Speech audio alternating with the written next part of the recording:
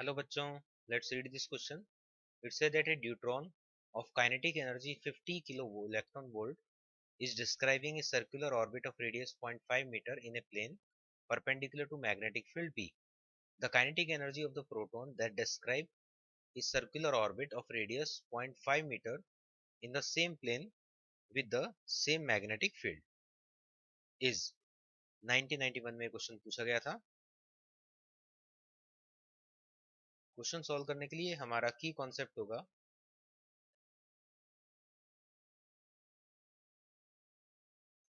कि charge particle जब transverse या परपेंडिकुलर मैग्नेटिक फील्ड में मूव करेगा अगर, तो उस कंडीशन में यहाँ पर परपेंडिकुलर मैग्नेटिक फोर्स की वजह से वो इस टाइप से अपने पाथ से डाइवर्ट होगा और इस टाइप से यहाँ पर सर्कुलर मोशन में वो अपने पाथ को कन्वर्ट कर लेगा।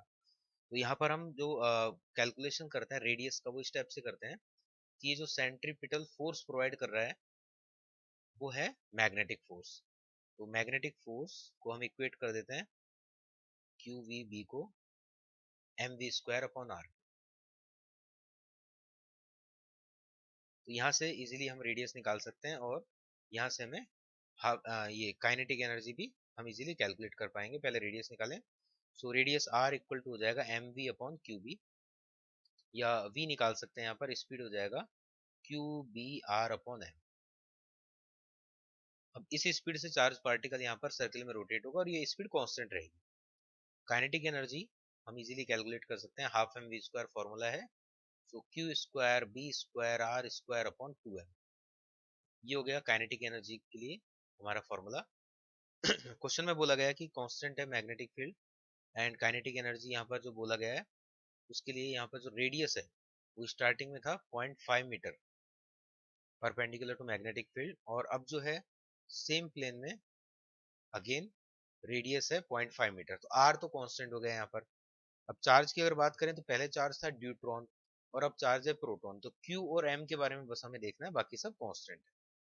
ड्यूट्रॉन और प्रोटॉन में चार्ज सेम होता है, ओनली मास अलग अलग होता है। तो हम बोल सकते हैं कि काइनेटिक एनर्जी प्रोपोर्शनल टू 1/मास। इस कॉन्सेप्ट से हम यहाँ पर आगे इसको सॉल्व करेंगे। तो यहाँ पर अगर हम ड्यूट्रॉन के लिए देखें, kinetic energy of deuteron divide by kinetic energy of proton, so it will B mass of proton divide by mass of deuteron.